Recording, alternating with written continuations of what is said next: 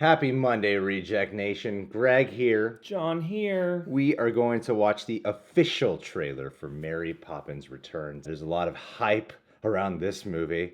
John grew up on Mary Poppins. That's right. I didn't. So, spoonful of sugar, bitch. You got the two... Kids are going to appreciate that joke. You got the two audience members this movie has to cater to. The guy in the late 20s who hasn't seen Mary Poppins, and the guy in the late 20s who has seen Mary Poppins. It's Christopher Robin all over again. At the end of this video, I want to give a very special shout out to a patron named David Waterhouse. He told me his life story, and I really wanted to share it, and I think it's an important story to share. Keep a lookout for that at the end of this video.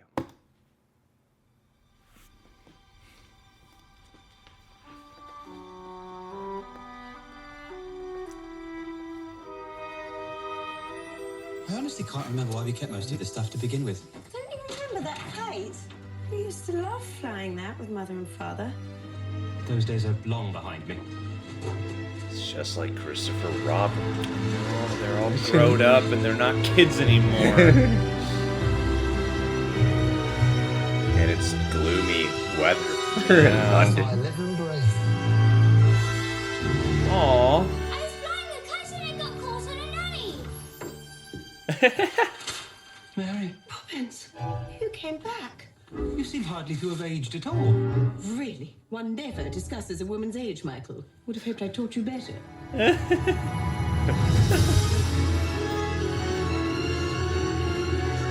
What brings you here after all this time? Same thing that brought me the first time. I've come to look after the bank's children. Us? Oh, yes, you too. We're about to lose our home. Everything's falling to pieces since your mother. Oh, man. That's sad. I miss Mother. Nothing's gone forever, only out of place. I have the pipes. Oh. It's a good thing you come along when you did, Mary Poppins. How'd you do that? Do what? She's a mutant. Oh, there we go. Oh, cool. There it is. There we go. Yeah. Wow. Dang. So you've been off filling the children's heads with stuff and nonsense. You've forgotten what it's like to be a child. It's just like Christopher Robin. I know. It's the new formula for this kind of Disney movie. Colin Firth and Meryl Streep and Dick Van Dyke. Dyke. What? Dang. Even the impossible. Off we go. Whoa.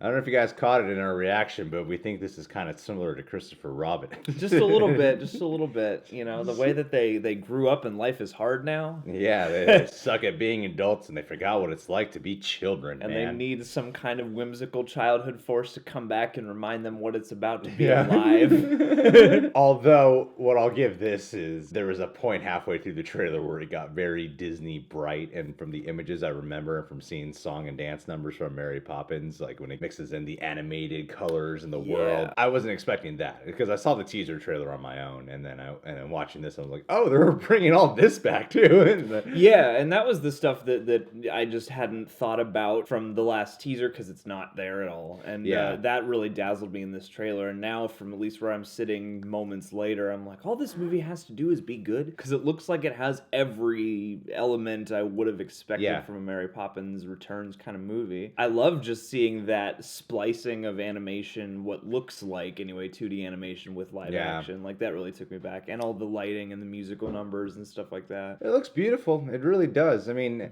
as opposed to, I keep comparing, but come on, it came out very recent. You can compare it from the same studio. With Christopher Robin, it did have kind of this gloomy look over it through most of it. And that's intentional, and that's kind of the point of it, because you're in Christopher Robin's shoes. What I like about the marketing of this is they're not only showing you that side of the adulthood where it's all dark and everything. You will get to the point where there's musical numbers, there's dance numbers, there's a lot of vibrant colors and everything. So it will have that Disney polish, that awesome flair that you're looking for, because, I don't know, just kind of sticking with the darkness element wasn't really intriguing me all that much, especially because we just saw Christopher Robin. Weirdly enough, when it got to that part, I was like, oh, this actually looks really nice. Well, and the thing is, too, like, even though it has a similar jumping off point from Christopher Robin, this looks like it'll be much broader, much more expansive, much more lively. I'm excited to see what Lin-Manuel Miranda brings to this, too. Like, he actually got a couple lines of dialogue in this trailer. I don't always love Rob Marshall's direction, so I hope that his capturing of the musical numbers All Stranger Ties is the best one.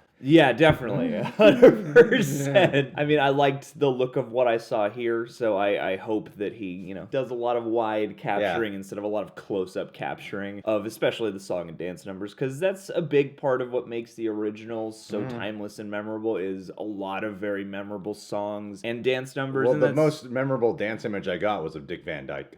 And like, that's Which was cool, Like, to get the Dick Van Dyke imagery in there. I imagine Meryl Streep's barely going to be in this, but Meryl Streep, Emily Blunt both worked with him on Into the Woods, which is a movie I walked out of.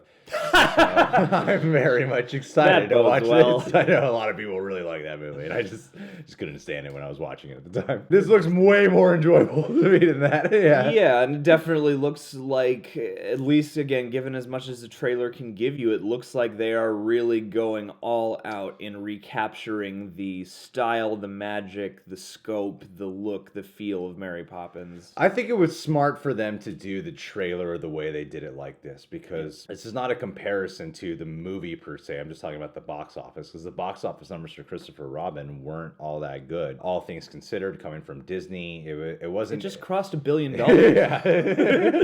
Second highest grossing movie of all time. It wasn't necessarily a flop, but it wasn't exactly like bringing in gigantic box office Disney numbers. I think you got to make a trailer that can capture both the nostalgia factor and also rack in a new audience for people. And I think this trailer has the capability to, not just for someone like myself, but the primary audience, which are children, And I think a trailer like this is a lot more appealing to kids than kind of the gloomy side of things that Christopher Robin presented. The It style teaser that the original Mary Poppins Returns teaser was. Yeah, this is definitely, not to dumb everything down, but it's just, so much brighter and so much more energetic. So, and Emily Blunt looks great. She does. She looks amazing. I mean, everybody in the cast, I think, but looks even good. in the gloomy side of things, there seems to be a little bit of a whimsy to the way a lot of the dialogue's being handled. You get the sense that it is a different, doesn't feel like it's going to be dark. Doesn't feel like it's like, even though it has a gloomy London weather, it doesn't feel like it's going to be this dark film at all. Just with some real life stakes, some emotional weight, perhaps, but not necessarily darkness. But that looks really delightful. It's coming December. I'm excited. It's just like one of the few films coming out in December. Right before Christmas. It's going to be a busy holiday. All right, guys. Well, what do you guys think of this Mary Poppins Returns trailer? Are you someone who grew up on the original and is really looking forward to this? Do you like John Krasinski? Comment below. Do you wish he was in this? Yeah, I want to give a Patron of the Day shout out to a man named David Waterhouse. On our Patreon, he's called David Bloody Fury Waterhouse. That's right, kids. And if I'm not mistaken, he is from the UK. I talked to him for a while, and then I come to find out his life story, and I asked if I could share it. He was a prostitute.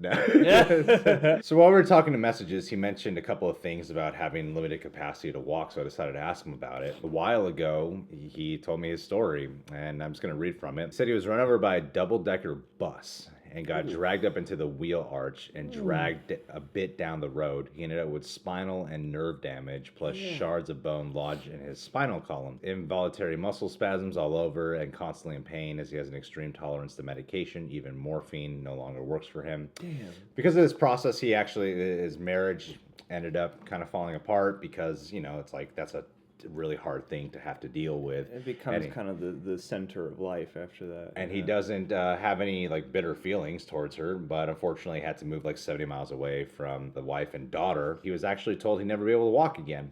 But through sheer determination and working through the pain, he's been able to walk with certain aids like crutches and whatever. He's lost 240 pounds in the process. Damn. Even though he still considers himself a big guy, he's lost a lot of weight. He's also been able to kick cigarettes, and he's able to walk. So a lot of things he was told he wasn't able to do, he's been able to overcome and accomplish. And he actually told me that his daughter, Rosie Lay, watches this channel as well. Aww. and that the main thing he's been looking forward to is being able to have a holiday with his daughter. So Rosie Lay, thank you for watching our channel. Yeah. You're someone that he loves to rave about. The thing he's most anticipating is being able to go on a first holiday trip with you, and he loves the hell out of you, and we love your dad, and because we love your dad, and because you watch our channel, we love you too, Rosie. By extension, Yeah. love you. It only stands to reason. It's stories like yours, David, that I find truly inspiring. You're someone who will hit us up being like, hey, I was going through a recovery process. You guys were an inspiration and helped me out and gave us a lot of laughs, which I appreciate. But on this version of the story, when I hear what you had to go through and what you've had to overcome, you're someone who encourages me to never give up and to keep going no matter what. Yes, and to have a positive mentality. It's easy to fall into a negative side based off circumstances, but sometimes when you're put in a live or die situation, you choose to live and you overcome it. So thank you so much for sharing your story. Thanks for allowing us to share what you've gone through. It's weird when you get to know some of the people who watch your channel, and a lot of them have insane stories just like you, David. So thanks for sharing. Yeah, no, I mean, those stories help others too, you know. All right, guys. Well, thank you for watching. You guys can subscribe to the Reject Nation. Please click that notification bell to get notified every time one of our vids is up. And you can check us on Patreon, where we got full-length TV show reactions, Q&As, and occasional music video coverage. We'd love to have you become a Patreon today.